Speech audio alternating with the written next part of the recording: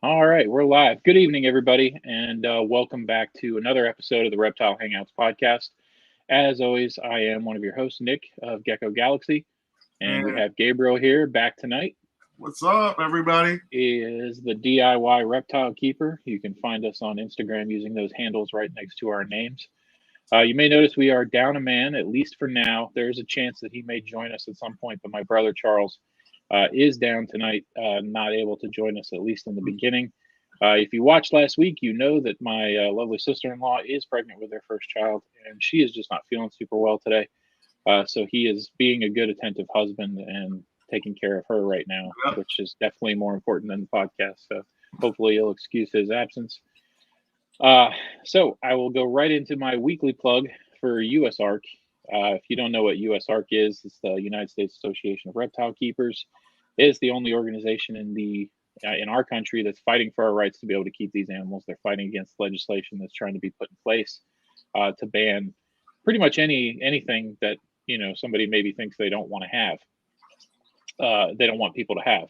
So go on to usark.org. You can find the link down in the description of this video on YouTube, and go ahead and consider becoming a member. Man, I'm really fumbling over this tonight. I feel like I'm not Man, doing you're it good, 12 times in a row. Consider becoming a member. It's inexpensive, and the more members we can get, it goes a long way to help keep us being able to do the things that we love. So if you remember last week, we started a new little segment. And speaking of my sister-in-law, there she is. Hey. She is watching. Thanks, Kate, for tuning in. We definitely hope you feel better. Yeah, for sure. And Emily, my sister, she is watching too. Thanks for coming in again tonight. And of course, we have the ever loyal Carrie. Baby. That would be Gabe's significant other. She is basically right next to him, but she is watching as well, keeping an eye on what's going on with the stream. So thanks, guys, for watching. But we started a new little beginning segment, just quick, just kind of what's new with us, what's going on in our collections. So, Gabe, you want to kick that off with anything you got going on? I want to kick it off. So, man, I got a pretty cool Christmas gift, I guess I could say. Yeah, let's see it. It was a late Christmas gift, but it was a pretty awesome Christmas. Right. So, let's see.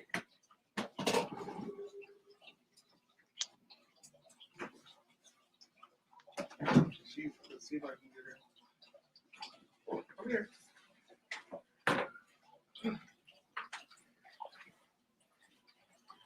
All right. Here we go. Hey, would you look at that? Wow. I'm so horrible at this, man. Hold up. Let me get. Yeah, find the camera. Move your hand in the other direction. There it is. Get up. There we go, man. Wow. And it's so hard to see it on this camera. Your newest female Cresty right there. Yes. And man, she's gorgeous. I'm horrible, but yeah, man, it's all she's good. Gorgeous. And she's very odd, unique, like gray color, man. Right. So we're pretty sure she's not like a true Xanthic, but she's definitely got that gray color. Yeah, man. And then she's got that cool, just dark gray look with the just open back, man. It's just beautiful. Yeah, that whole thing. The pinstriping with she's got almost empty back, not quite completely empty, but yeah, that's not the thing exactly. But she's gorgeous, man. I love it. Yeah, I had heard about that. When it comes to what's going on here at the old Gecko Galaxy, everything's pretty much the same. Day in and day out, taking care of geckos. Obviously, breeding season's wound down, but it's getting ready to just wind right back up in the next month or so. I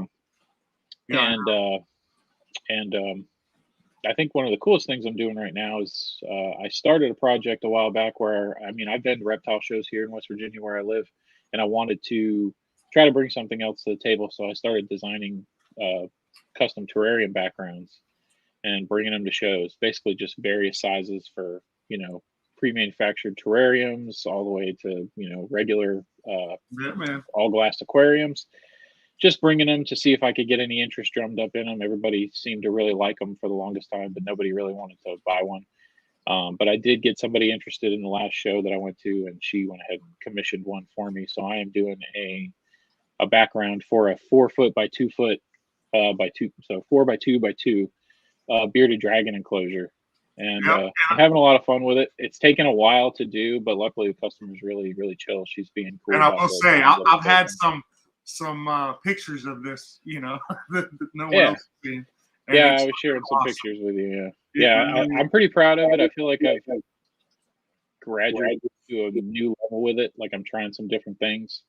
I'm getting a better feel for the way I need to place the rocks and things like that to give it a naturalistic but also a functional feel. Because I started by putting ledges on backgrounds, and they just sort of look like rock, but they just look like they're just jutting out of the background for no reason. Just like a piece of slate, just stuck it. Yeah, I get it. Yeah, this one's got a real functional ramp sort of system where it just sort of goes up and up, and then there's access to 2 different basking areas for the dragon. So really, hopefully, once it's done and she gets it, hopefully she'll be happy, and maybe we can share some pictures on the Facebook page, obviously, when it's finished. Oh, yeah. But yeah. Good, bro. It looks awesome. Thank you. Appreciate that. Yeah. So why are we here tonight? We are here to talk about gecko nutrition. And if you looked at the thumbnail, there's a crested gecko on there. That's probably where we're going to hang mostly. We both keep crested geckos, so we have some experience with this, quite a few years experience. We're going to, somewhat of what I would say going to be like overview. We do plan on going more in depth maybe at some point. And hopefully we'll be able to get some interviews lined up to go over some. Yeah, there is something in the works. I've been putting my feelers out all over the place in places that I feel like I can get some good feedback, and I've got hopefully an interview lined up coming up. I just have to see what that party's schedule is going to allow for. Hopefully soon it'll be back to doing some interviews with people, which I know are definitely more interesting than some of these things. But tonight we're going to try to keep it light. We're going to try to keep it fun, see if we can talk about crested gecko nutrition. So talking about their diet. Crested geckos are one of the most popular reptiles in the market right now.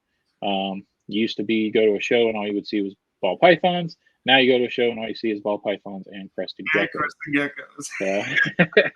So everybody loves crested geckos. They're fantastically, easy to take care of compared to some reptiles. But there are some intricacies to what it takes to give them the proper nutrition. You can't just, buy any old thing, or, if you do get your crested from like a pet store, you're not going to, necessarily go with just what they recommend, because there's a good chance they're not carrying what you need. So to start this off, what do we want to talk about? Do we want to go with meal replacers? I guess we can just start off with like your basic diets that most people would use. Hey, there goes CJ right there. Yeah, there he is. There's our other host. He was texting me, and I was trying to stay in the flow of talking. So sorry I didn't text you back, brother. I'm glad to hear she's doing okay. Hopefully we will see you on here. Maybe not. If we do, that's great. If we don't, we will definitely obviously have you back next week. So, but we definitely miss having you with us.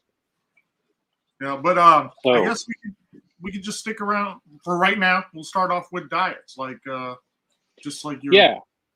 So the best way to start, I think, is to explain, what a crested gecko eats. You've heard the terms carnivore, you've heard the terms herbivore probably before. If you're into this realm of things, then you've heard all those. A carnivore being something that eats, primarily animal protein, an herbivore being something that's eating plants. Well, crested geckos are a little different. They're sort of insectivores, which is obviously something that's eating insects, but then they're also frugivorous or frugivores, which means that they eat fruit as well. Yeah. So in the wild, they're going to be, obviously opportunistically feeding on insects when they find them and other invertebrates. And then they're going to be eating, fruits from the trees, whether they're, fallen off or whether they're able to get some, that are extra ripe that are still hanging on seasonally. They're going to be taking advantage of those. So throughout the years of keeping crested geckos, since they, returned to the scene and they were rediscovered in 94 and shortly after brought into the hobby, it becomes a process of figuring out what these things are supposed to eat and what's going to make them thrive. Oh yeah, And man. we've People feed them some crazy stuff too. yeah, and we've settled baby on food, like people used to give them baby food. Oh my god. Yeah, I mean, I remember that was kind of a big thing when me and you got into it, back in the mid 2010s when we were we were hearing a lot about baby food, and it turns out that's not such a good idea. So so we've settled on what we call MRPs, or meal replacement powders. So there's a few different ones that are great. One of the most popular ones on the market, arguably today, is Pangea. There's a company called Pangea Reptile. I think they're up in Michigan, if I'm not mistaken, or they could be in Illinois. But I think it's Michigan. I get shipments from them all the time, so I think it's Michigan. And they're obviously a big breeder of geckos, but they've also come up with some of the most successful MRPs, or CGDs, Crested Gecko Diets, we call them sometimes too. And this is sort of their main formula right here. This is the Pangea Crested Gecko Diet with insects. It's got it right in there. And the insects that they use in this are black soldier fly larvae. So they're just little grub worms that are all ground up. Yeah, delicious. So they're all ground up in there. And what this is going to do is it's going to actually provide a pretty acceptable diet all around. It's going to provide nutrition for pretty much everything that they need. There's definitely calcium in there. There's protein in there. They used there's fruits, actual dried fruits that are in there. Obviously the insect larvae. So, and there's other flavors as well. So basically what you run into as a crested gecko keeper, if you're not familiar, is you sometimes run into geckos that just don't want to eat certain flavors of things. They only like one flavor. That's the fruit mix with insects. I honestly don't know what kind of fruit it tastes like. It smells great. I'm not going to eat it, but yeah. And then, I have another one here. You've never tried it. Yeah, I don't want to. Call me crazy, but call me crazy. We got the fig and insects. That's another one that I keep on hand a lot. I find a lot of my geckos like that. There's also a watermelon flavor. There's a papaya flavor, which I do buy from time to time, and I get pretty good results with that, especially with my gargoyle geckos.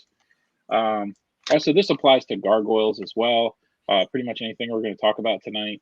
It applies to a lot of the New Caledonian species. I think once you start getting into chihuahuas, I have found in my limited experience over the last couple of years keeping chihuahuas that they don't eat as much of this meal replacer, and they eat a lot more bugs. And I think that's pretty much the consensus across the board in captivity. But they still do eat this from time to time. And then we have the breeding formula as well. This one is really high in protein and calcium. It's really good for your breeding females. It's good for your growing babies as well. So if you hatch out babies and you want to give them something that's extra good, you can grow them out using the breeding formula. I was just telling Gabe before the show started that I have a single female in my collection that only eats this food, literally will not touch anything else. So I definitely have to keep it on hand for her if I want her to, do it. And Caitlin says, smells like bananas. Yeah, it does. Yeah, it smells like something. Like it's super fruity smelling, and to be honest, it's tempting to try, but I don't know, something about it just kind of keeps me. I've seen other gecko people do it. You might have to. Yeah, maybe I'm gonna have to. Maybe I'll have to do it live on one of these shows. Just to comment if you want to see me eat Crested Gecko Diet on the show. Yeah, that'd be fun. Yeah. Anyway. So yeah, your meal replacers are the good ones, and let's talk about that. So there's some sources out there on the internet that will tell you, what are good ones and what are bad ones. The OG sort of, and I don't have the regular Crested Gecko Diet on hand for this one because I don't use it that much anymore. But like sort of the OG, the really good producer of food is Rapashi. Yeah. And I have a little thing of the grubs and fruit here, which I bought a while back for, just to add to some food from time to time for some higher protein levels. But they make a standard. Yeah, they make a standard, diet just like Pangea does. That's, an all-around complete diet. So when we talk about what the good ones are, we'll place Pangea and Repashy right up there, neck and neck. Basically tied for first place. They're the oldest ones out there. They've been perfecting the formula for a long time. Yeah, they do. They make an excellent product, and there's a lot of people who've in the hobby who have tested this stuff.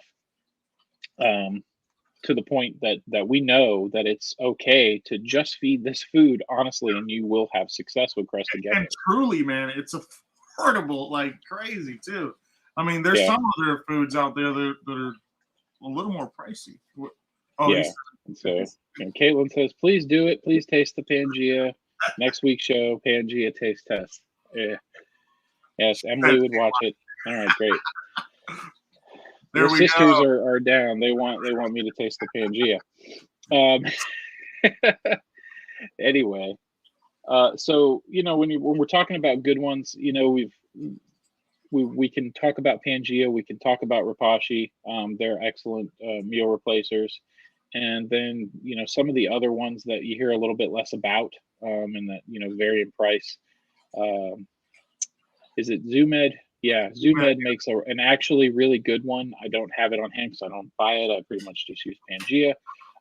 But over the last year, yeah, I don't know where it is, but it's okay. Over the last few years, yeah, sort of a yellow and black bag, got a big Crested Gecko on the front of it. It's by Zoomed. You can't miss it.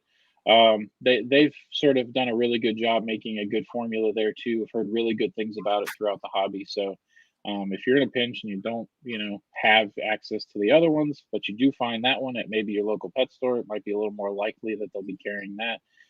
It's an acceptable choice for sure. That is if your gecko will eat it, and that's all up to the gecko. It's not necessarily that one's bad and one tastes great, one tastes bad. It's just individual gecko tastes very, very widely. I have over 40 here at the house, and they all act different when it comes to certain things. Especially too, like you got to account for the fact that most of the times they've been raised on Pangea, or it's a very popular choice among like breeders. If you buy a new gecko or something like that, most of the time they've been raised on Pangea or Repashy or something like that. So yeah, that brings up a good point. If you buy your gecko, wherever you buy it, you should ask whoever you're buying it from, whether it be your pet store clerk, whether it be your breeder at a show, whether it be your breeder online. Ask them exactly what they're feeding, because you're going to want to know that going into it. And you're going to want to make sure you have that before the animal is in hand and at your house, because you want the best chance of getting them feeding, after a stressful transition. You want to make sure they're eating, you're offered something that they already like, they already are feeding on. Aside from Zoomed, you've got your Black Panther zoological formulas, which I've heard really great things about. They are on the high end as far as price, though. They go way up there. And you've got your Big Fat Geckos Diet, which is a pretty funny name, but I've actually tried it before. I've gotten a small thing at a show and had pretty good success with getting geckos to eat it. But it is, again, a little bit more pricey than your Pangea or your Repashy. Yeah, I haven't. And those are really the only ones worth talking about as far as actually what you want to give your animal that I can think of. There may be a couple more that I'm not as familiar with. I do know that you want to stay away from anything that's made by Nature Zone. You don't want that. And I've heard really awful things about what we call the jelly pots, which honestly I think are made by Exoterra. And Exoterra is a great company. Maybe they just haven't figured out gecko food. Or maybe they have, and those jelly pots are just not the one. They're these little things that literally just come in like a little cup, and you open it up almost like a little yogurt, and you just hang it on the inside of your tank. Don't do those. They're garbage. Like a little creamer. Like a little creamer. Yeah, it's like a little creamer from your 7-Eleven for your coffee. Yeah. That's what it looks like. Those are trash. Don't use those. Nature Zone stuff is pretty much garbage. I think that just goes without saying. If you've been in the hobby long enough, you know that. If you haven't, you're learning it now. Don't buy anything with the Nature Zone logo on it. I don't care if they cancel us. Yeah, their products aren't good. But the ones we're talking about before that are fantastic. So how are we going to feed this stuff? and I get this question an awful lot from people that I sell to, or people that are just asking me questions about geckos, or asking me about possibly buying a gecko. There seems to be some confusion, and I don't know who is spreading the confusion, but this powder, and it is powder, I'm going to show you. Bro, just take Let's open it up here. Yeah, let's open it up here. See the powder? Yeah. Needs to be mixed with a certain amount of water to attain the right consistency and make it safe for your gecko to eat. And we're laughing because it seems to be perpetuated that you can just feed this to them dry. I don't know why. Always do water. The package tells you to mix it with water. So if you're not a directions reader, suspend that for a while and read the directions when you buy your Pangea or your Apache, and do it that way. I'll just read it straight up to you. It'll tell you about how much water to mix in here. It's 1 part water to 1 part powder to 2 parts water. Excuse me. That's the recommended thing. From someone who's been doing it as long as I have, I do it by eyeball, and I'm going for a consistency that I like to call slightly runny ketchup. You know what I mean? Yeah, and it's going to be. Yeah, I mean, if it's too thick, I find they don't eat it. Yep. If it's way too runny, I find the same problem. So you got to find that happy medium, and it's a slightly runny ketchup. I mix mine in a little squirt bottle that actually looks like a little clear ketchup bottle that you might find in like a diner. Mix it all in there, shake it up real good, and I'm just looking for when I tip that thing to the side, I want it to slosh, but not go sploosh like just water. I want it to slowly slosh from side to side. So it's obviously it's easier. I mean, when you're doing it at the level where you're doing it, it's easier to get the consistency when you're mixing that much gecko diet at once. Exactly. It's hard to get the consistency when you're just trying to make one little bowl. Yeah, because 1 drop of water, too much. Yeah.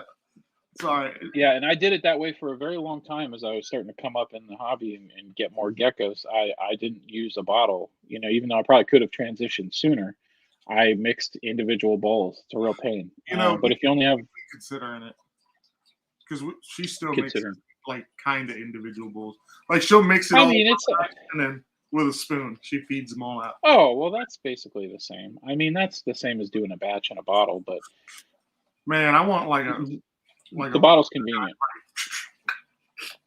No, it's fine. Oh yeah, Carrie says that a little bit warmer water is helpful. Yeah, I agree with that. I don't really personally do it one way or the other. Whatever's coming out at the temperature, I don't really try to make it warm or try to make it cold. But yeah, warmer water definitely makes it mix better. Yeah, you are not wrong about that. Yeah. So yeah, that's what you're going for. And then the next question becomes, how often are you going to feed this to your geckos? And it's a pretty simple answer. Usually every other day.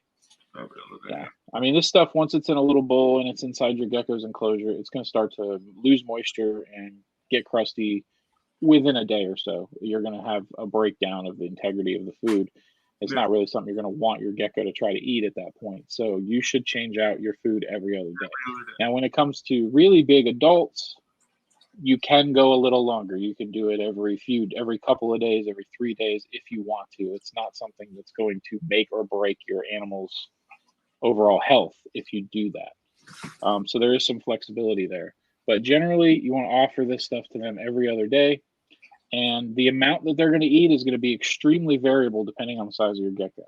And I think it's important to talk about a brand new baby gecko and how much it's going to eat and whether or not you're going to be able to tell it's eating, because that's like the second most common question that I get or that I hear, especially when you look on social media and say, oh my God, my gecko's not eating. I've had it for 4 months and it's not dead, but it hasn't eaten anything.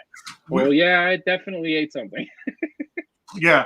We just went over that with my mother-in-law because, like I told you, we gave her a gecko for Christmas, and she was wondering if it wasn't eating. I told her if it's pooping, it's eating. Yes, that's true. Yeah, that's a very good point. And baby geckos, even geckos up to 10 grams sometimes, are not eating a whole lot in general. Yeah, they're eating a very small amount of food. We're talking about an animal with an extremely small stomach. It doesn't take a lot to fill them up. I use these little half-ounce cups, which are about, the size of a 50-cent piece, maybe a quarter in diameter. And for my babies, I'm literally just taking that bottle and just doing a quick little drip. And it's making a little, smaller than a dime size little thing on there. And sometimes I even put a little too much, more than I wanted to put. And you almost can't even tell if the gecko ate it all most of the time when they're that small. See the You just have to trust. Spot there. Yeah, you just have to trust that they are. And then as they grow, they will obviously, their appetite, really kicks in. Their stomachs are larger. They need more to fill up. You're going to be able to tell that your gecko ate once it reaches, 15, 20 grams or so. You're going to really start to notice a bunch of licks being taken out of that bowl. And then you're just going to increase the amount of food you're feeding as the gecko grows. Those little half-ounce cups I use all the way across the board in my collection. I use them for the babies. I use them for the adults. And I fill them for the adults almost full. Yeah. And for, intermediate, I do a little less. And then for babies, I do that little drip. Unless it's a baby gargoyle, because those guys tend to be really big. Oh my God. If it's a gargoyle, you'll eat everything. You probably eat the bowl if you let them. I'm like, yeah. Oh, they eat crazy. They eat a lot, man. That's something that I noticed like immediately was a big difference between a gargoyle gecko and a crested gecko is the amount of food they eat. Yeah, for sure. That's definitely what I noticed too, because I haven't been breeding the gargoyles as long as I have the cresteds, and it's blown me away how much they eat, even as little babies. So that is what you're going to do for a meal replacer. Now, it's important, I think, that we talk about whether or not the decision to only use an MRP and nothing else is really the best overall decision.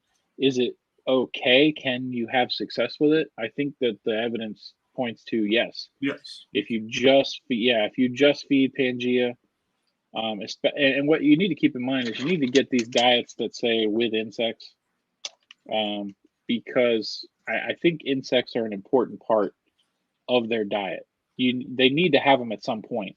Their natural instinct is to take insect or invertebrate prey when it's available. Yeah, I mean, you could argue that they are majority insectivores, and I would say they would probably mostly only eat fruits when they're available. Season, so right, yeah, exactly. I would say that insects are a very important part of their diet. It's extremely important. So if you are going to make the choice for whatever reason, whether it be because you don't want to deal with bugs or you just would like it to be easy, get a diet that includes insect parts, that has that insect protein in there. And as long as your crested gecko is taking that on a regular basis and growing and defecating and all the normal things, then you're probably going to have success with just doing an MRP as opposed to doing a mixture of things in the diet, varying the diet. And I think that's a good way to segue into what we would agree, I think, is important to add to the diet along with the MRP, and that's actual live feeder insects. Yeah, so, exactly. Like, right. Just you could go from your basic thing, just like crickets, all the way to soldier fly larvae, waxworms, which I'm not too keen on the waxworm. They can make you a little fat. What you call it? Mealworms. Hornworms.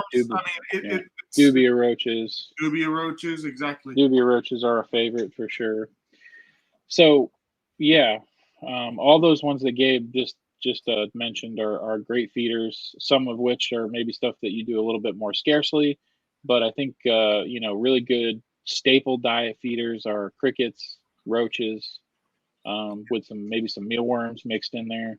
I do quite a bit of mealworms for some of my geckos. I have, obviously my parachihuahs, and they really like to eat superworms. I'll give them, a few superworms a few times a week, and they love to eat those. So, and they're big enough to eat them. Obviously, you don't want to give a superworm to a baby gecko. You want to make the food appropriately sized. I've never even given a superworm to an adult crested. I've given a couple of them to my adult cresteds. I do it very, very occasionally because I just feel like, I don't know, it just feels weird to do it. It does. But pretty big. They get pretty big, man. I mean, I got some pretty decent sized Cresties, so they can definitely handle it. And I usually only give them one when I do that. Yeah. And those are just a handful of adults that I have that are actually still very interested in taking bugs. I have a lot of adults that there go the lights. Sorry, dude. I forgot. You're good, man. Yep. It wouldn't be the show without your lights going off 30 minutes in. Did you guys notice I commented last week? Hey, I did see it. Yeah, I did see it. Yeah.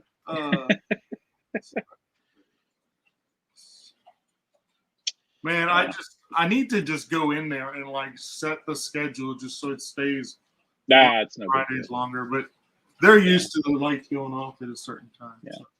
It's no big deal. But yeah, so we're talking appropriately sized insects, guys. Usually the good rule of thumb is you don't want to give them anything that's much bigger than the space between their eyes. That's one thing that people will do. I find that rule can be slightly broken a little bit. You'd be surprised. The smaller babies, the babies is what I would say. So, I mean, you can buy crickets, you can buy dubia worms, you can buy mealworms. You can buy these in all sizes. They've got everything from micro mealworms to your small mealworms to your giant mealworms to your super worms, which are a whole different species, but that's neither here nor there.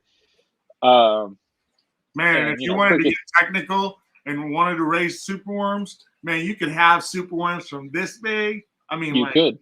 From tiny, so you could feed them whenever. I mean, like their whole life stages. So, you could do that. I've heard it's not that difficult. I've had some superworms escape in some of my bioactive terrariums, and then I get a beetle, a couple months later that scares the crap out of me when I'm moving the plants around. I actually put them in there, right? Huh? Yeah, I actually use superworms. I got tegus, and big lizards. Yeah.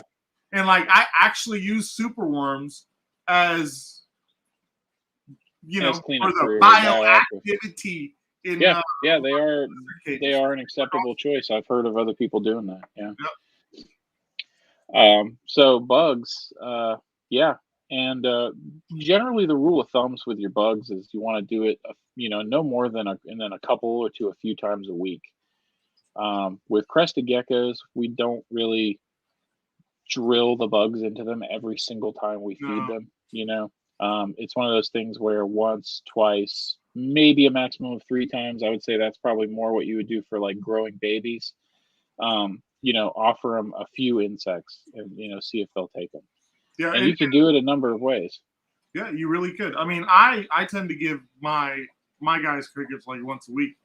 And then now when it's breeding season, I tend to give a little more just for the girls, just so they got a little bit more food on them. And if they'll take them, then definitely do it. If they'll take them, I have a lot that don't, so it's hard for me to get them to take them. I don't know if it's something I'm doing, but a lot of my adult Cresteds just don't have an interest. Oh man, well, you know what? I'm gonna have to take a video of me putting crickets in my crested gecko cages because it is insane, man. Like it's like watching little velociraptors going nuts in there, man. Like you can see all the plants shaking and everything from the crested geckos.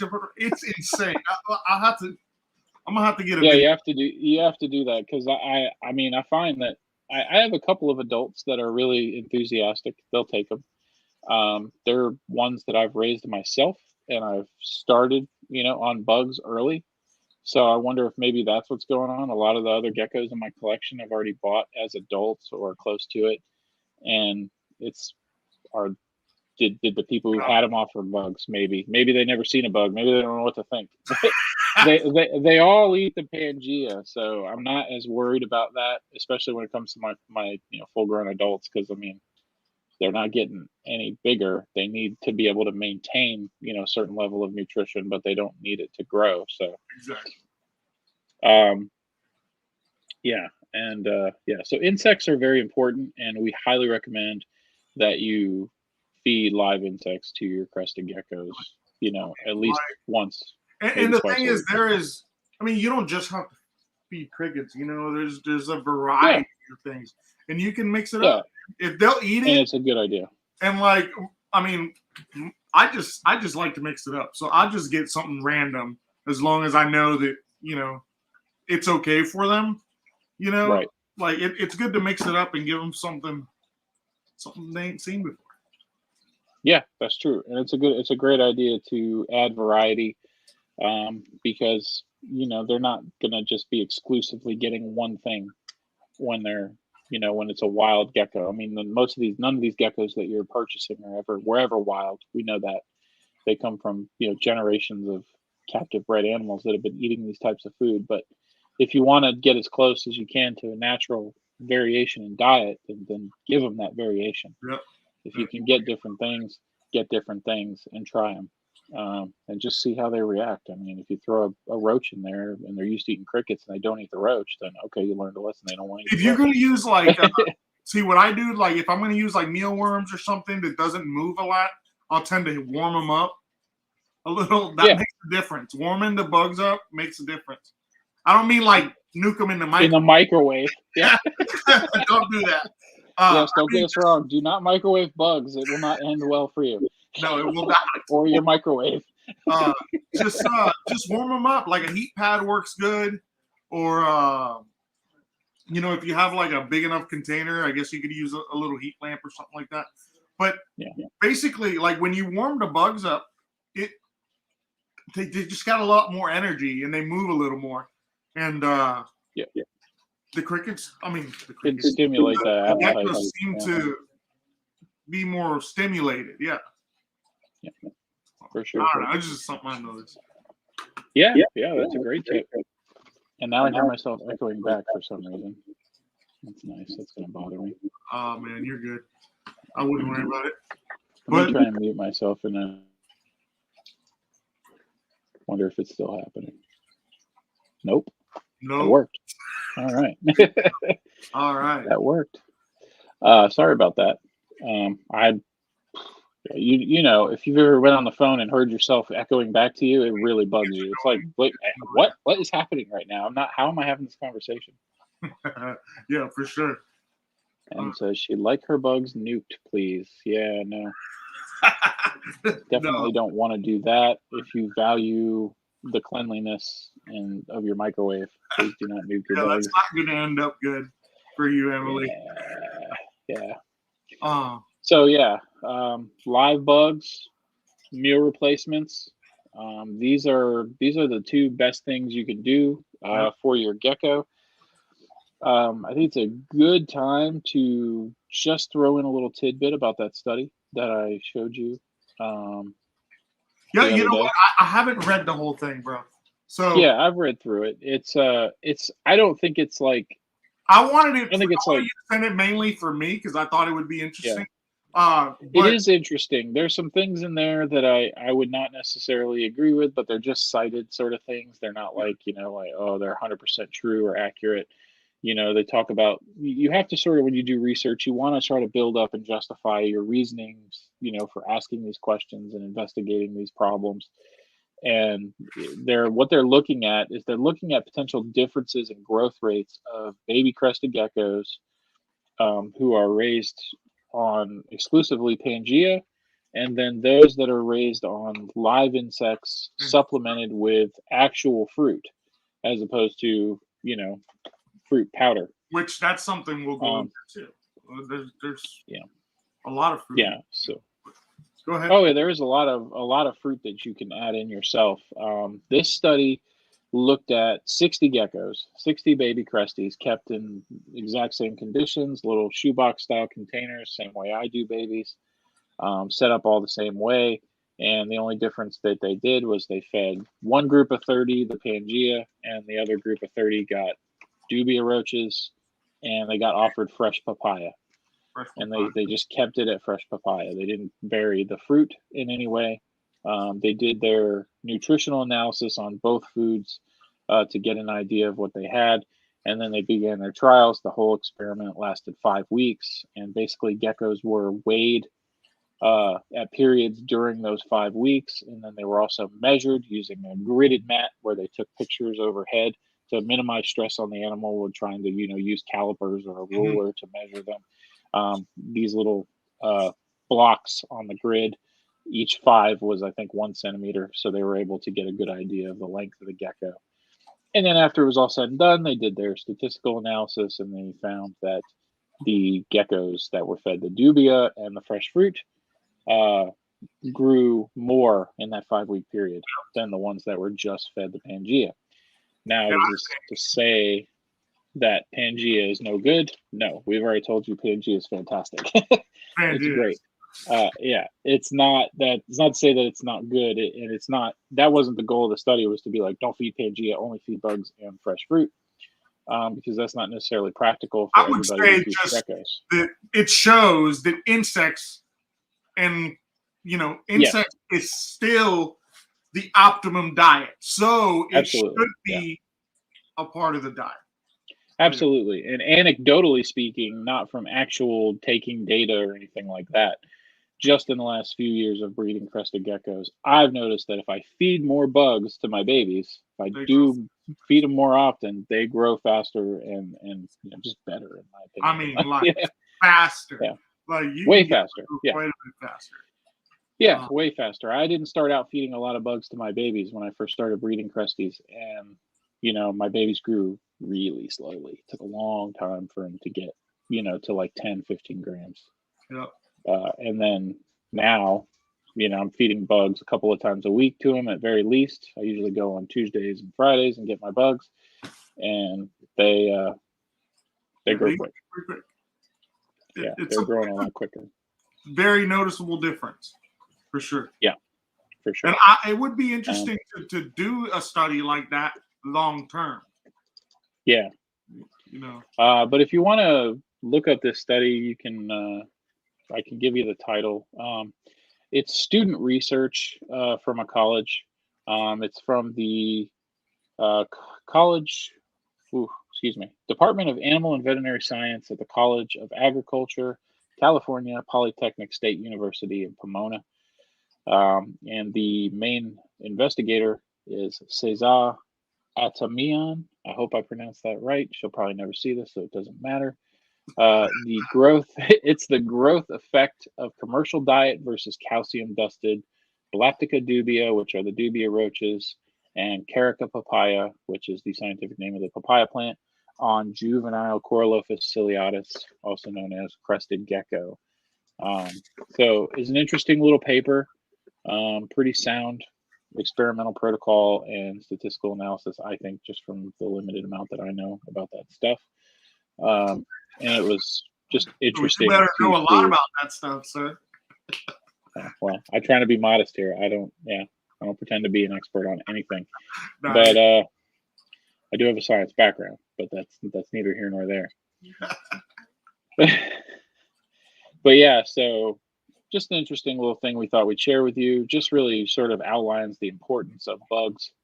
And then on the subject of fresh fruits, this is some stuff that we've tried, I think, ourselves from time to time. I know the ones that I can think of that I've tried have been obviously banana, mango. I've tried that and had some success with it. I think banana and mango are the only ones I've tried. Yeah. Have you tried any different ones? No, that's it. But I do know that there's people that give them raspberries, blueberries, mango, like kiwi, like all types of stuff, man. So if you want to do that for your crested gecko, I see no problem in that. I would just say that, I would keep that to sort of a treat-based thing. Exactly. Like maybe you do it once a week or once every couple of weeks when you can get your hands on the fruit. What you're doing there is you're giving really high concentrations of fruit sugars, to them.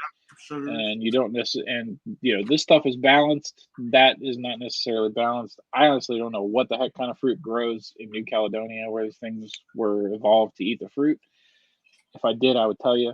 I bet you figs would probably be great. I'm sure you can give them figs. Yeah, maybe. I mean, I know that it's not strawberries. And I know that it's not raspberries. And I know that it's not blueberries or kiwis. It's probably something else. Yeah. So. No, definitely not. Yeah. But anyways, you can just Google it, man. If you're curious and there's like a fruit that you want to give it, I'm telling you, man, if you Google it, people have done it. Yeah, for You can sure. find Yeah, you do can that. find out if it's safe for your. Yeah, you can find out all the different safe things by doing, internet research. And remember what we tell you, it's our ongoing theme. Keep that end up. Look at multiple sources. Don't just look at the first thing you find because that may not be the right information. Look for a consensus when you're looking for good information online. Exactly, man. Yeah. So I think, I don't know about you, it's a good time to talk about supplements and why they're important. So we talk about balanced diets like this. We hear this is a complete diet, it's balanced. I've read a lot of things on social media where people say that with a crested gecko, you really don't need to worry about supplementing with any calcium with D3 or anything because this has got enough calcium in it, especially one like the breeder formula has got enough calcium in it. But I don't agree. I think it's important to use calcium with a vitamin D3 I'm supplement. gonna say this: if you're not keeping your crested gecko with a UV light over it, you need to give it D3. Sorry, Exactly. that's Yeah, all I'm exactly. Yeah, and most of us are not. Most people are not. Now, that's not to say that it's not growing more popular to use ultraviolet on things that we traditionally didn't think needed it. But yeah, if you're not using ultraviolet light, then you need to use a calcium supplement with vitamin D3. And here's the reason: exposure to ultraviolet light is what causes living organisms to be able to synthesize vitamin D3. Yep, even us. You are, yes, even us. If you are housebound, and you don't go outside, you don't get natural sunlight, you're probably going to develop a D3 deficiency somewhere down the line unless you supplement yourself. What's it called? It's called like Ricket. What is it? I forget what you call it in human. It's not MBD. Yeah, I'm not it's sure. called Rickets, I think it's called. Or something like Oh, that. it could be. Yeah, that sounds familiar. I'm not 100% sure on that. And so, if you don't have D3, then you have a problem with processing calcium into where it needs to be processed, whether it be, your bloodstream, whether it be your bones, you're not being able to process calcium. So getting something like this Repcal calcium with vitamin D3, that is, of course, phosphorus free. It's the one I use. There's bunches and bunches of them on the market. I don't know that one is better than the other. I did look at a list earlier that showed like how much calcium is in a whole bunch of them, and this one had the most. I don't know if that's necessarily a good thing, but it had a lot. Yeah. Was it Repashy Calcium Plus is another really good one. Yeah, you use that, right? Repashy Calcium Plus. Yeah, for the Vegas. That shit's awesome. Yeah. Yep. So that's a good one too. There's I think one called Sticky Tongues I've heard of, which is a one that people like. Pangea makes their own calcium supplement, which is good. I can't remember what the other one's called that I was thinking of. But yeah, almost everybody who makes nutritional stuff is going to make supplements. And when it comes to D3 and using it to, supplement your animals that are not getting exposure to ultraviolet light, like a crested gecko is usually not getting in most collections, this is going to keep them from getting what you mentioned earlier, which is MBD or metabolic bone disease. So what happens is calcium gets pulled out of the bones when there's no D3 to keep synthesizing calcium into the bones. They're pulling it out of the bones to use it for other things in the body, and that is causing these sort of rubbery bones that we associate with metabolic bone disease. Yeah. And what the phosphorus free thing is about is it has to do with feeder insects. So we talk about the importance of feeder insects. Feeder insects are high in phosphorus, and phosphorus and calcium have a strange relationship in that if your animal's taking in a lot of phosphorus from its feeder insects, it's going to have trouble balancing its calcium level. It kind of counteracts the calcium. It's weird. It counteracts the calcium a bit, so you need to definitely supplement with calcium. That is highly, highly important for the overall health and longevity of your animal. See, and the issue comes, I guess, where, a lot of the insects that we feed are nocturnal insects. And this is something that I've recently, we've kind of recently learned, they're a lot higher in phosphorus. So that's why you have to feed insects with a calcium supplement to kind of counteract that phosphorus. Yeah. And most of the recommendations are to dust with calcium pretty much all the time when you're feeding insects. So if you're feeding your crested geckos insects once, twice, 3 times a week, dust with calcium when you do it. A phosphorus-free, obviously, calcium with D3. Another option when it comes to crested geckos that I like to use, especially during the breeding season, because it's very easy to get into your gecko food, is liquid calcium. And this has the D3 in it as well. It's made by a company called Bug Delight, interestingly enough. But I bought it from Birdtopia Geckos.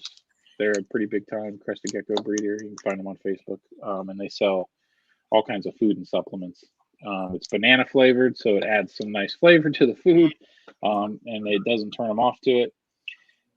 And I use it during the breeding season on my female's food, probably once a week, just as an extra supplement of calcium right into the crested gecko diet, so that, because they're producing eggs, it takes a lot of calcium out of their body to produce eggshells. So I do that. So yeah, that's really the only supplements that you would use for. Yeah, I mean, I keep this on hand as well. I keep the Herptivite, which is interesting. I honestly didn't really think about why I kept this on hand until about 10 minutes ago. I've just always kept it. I've been keeping reptiles for going on probably close to 20 years, and this was always something I was told to get, and I always had it on hand, and I sort of used it in tandem with the calcium. It's a multivitamin supplement, and I was doing some more extensive reading on what multivitamins are actually doing and what other types of vitamins and minerals besides calcium. And, what keeps coming up over and over again that's extra important is, aside from calcium, is the vitamin A. When we talked to Bill Strand, from the Chameleon Academy, he emphasized vitamin A as well. And this doesn't appear to have any in it. So it's interesting. You look at the back, and there's no vitamin A in this thing that I can see. So, yeah, definitely no vitamin A. So I use this from time to time.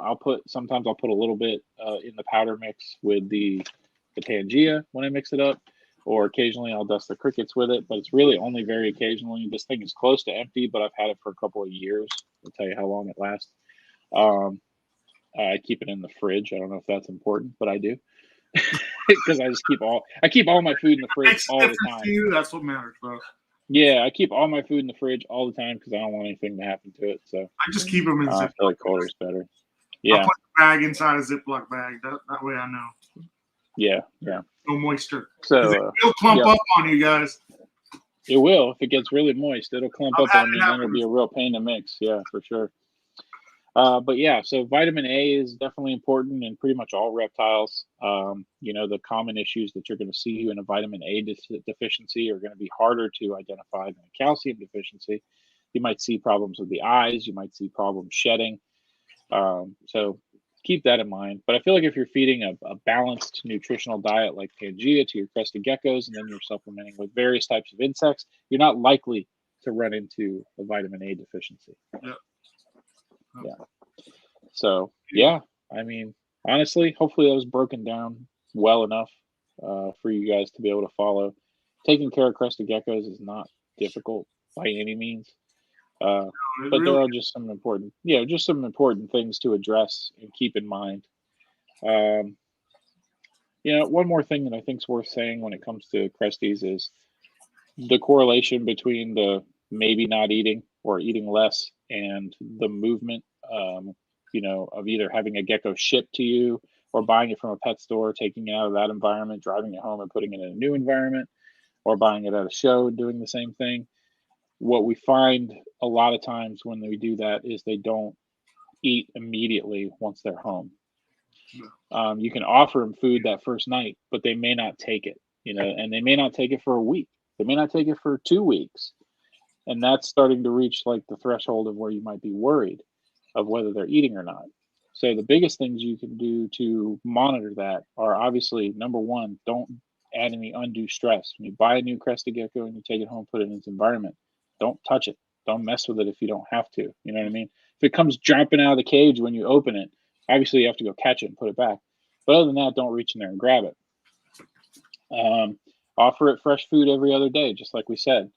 Try to monitor that food bowl. If it's a sizable crested gecko, you should be able to see where it's taking some licks out of it. If it's a baby, it might not be as easy.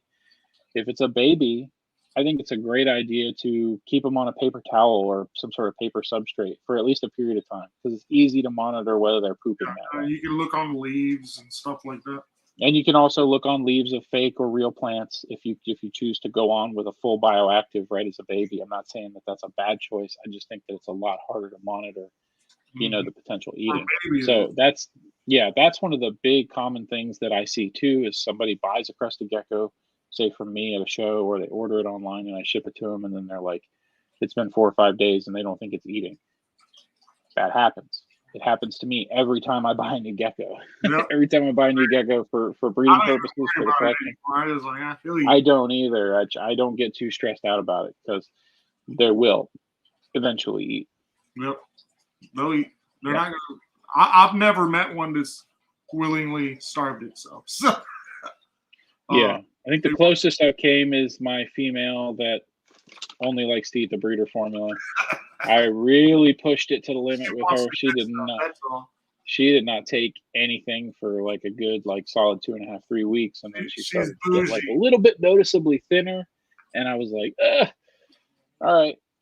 I contacted the breeder. She was like, well, she pretty much only eats this. I was like, oh, that would be good to know. So there you go. Ask your breeder what they're eating. I made that mistake. I bought the gecko. I took it home. She said Pangea, so I was just like, okay, cool. I got a bunch of different Pangeas, but I didn't have this one. Well, you do now, sir. Yeah, and I keep it in stock because it's the only thing she eats. I want to keep her alive. She's a cool gecko. She is a cool gecko, for sure. Yeah, she's altitude, right? She's from altitude, yeah. She's beautiful. Yeah, originally, she's altitude bloodline, so she's pretty in her own right. Her babies are way more impressive because she was bred to a really cool lily white before I bought her, so... Yeah, some of these lilies I'm sitting on right now are pretty intense. I know they are. They definitely are. Hopefully, I'll be getting there at some point. Oh yeah, you got a lily. You're growing up right now. We're growing up right now too. Yeah. So.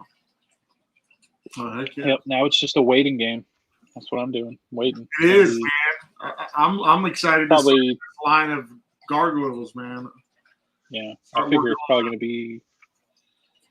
Start working on your gargs. Yeah, I'm really excited to start working on it. Yeah, I'm excited for you. I'm excited for you because gargoyle that when you get to that other species, when you come out of cresteds and you try your gargs for the first time or something else, it's like a big deal. Yeah, I know last year was the first year I hatched my gargs, and I was just like, ooh, I was on pins and needles the whole time. Them eggs take a long time to incubate. I've heard that, so I won't stress myself about it, but. I'm definitely excited, man. And with my boy, I'm super hyped. I still haven't found something quite like I want, but we'll make it happen. Yeah. Yeah. Heck yeah, man. Yeah, you'll get there. Or you can just, do a breeding line, whatever. Yeah, for sure, man. It's always so offer's always open. Yeah, I'm that dude.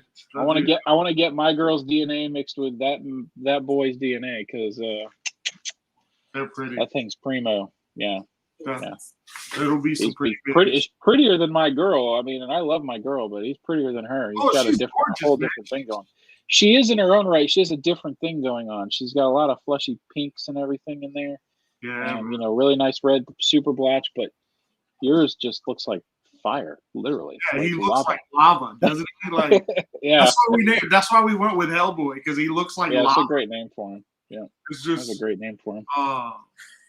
Man, that gecko's awesome. And I've been looking, man. And there's some there was a guy. They're hard to find good deals on. Yeah, I'll find something. It's just I'm waiting for the right thing. Oh, I know. Well, your patience always seems to pay off. I'll find one for $50.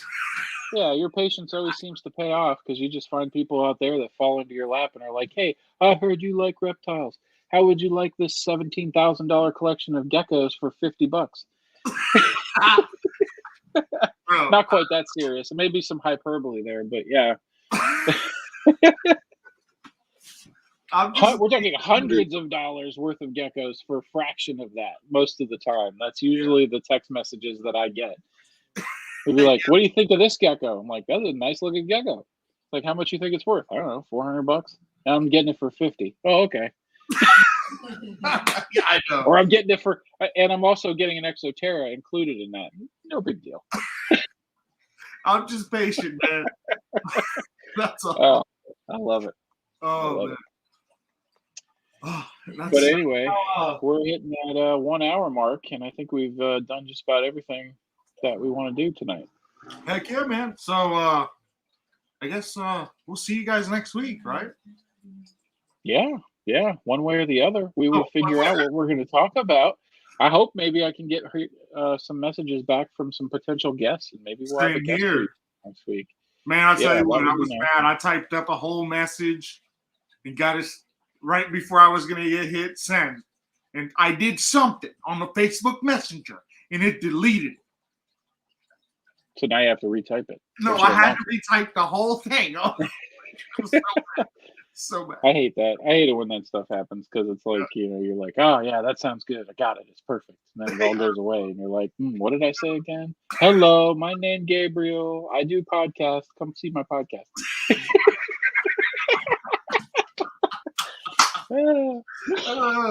Yep, that's exactly probably. Yep. That's funny, man. But yeah, guys, we'll see you guys next week. Yeah, so I'm gonna do it. I don't know. As always. Oh yeah. We're hanging out. I'm hanging out. We're hanging out.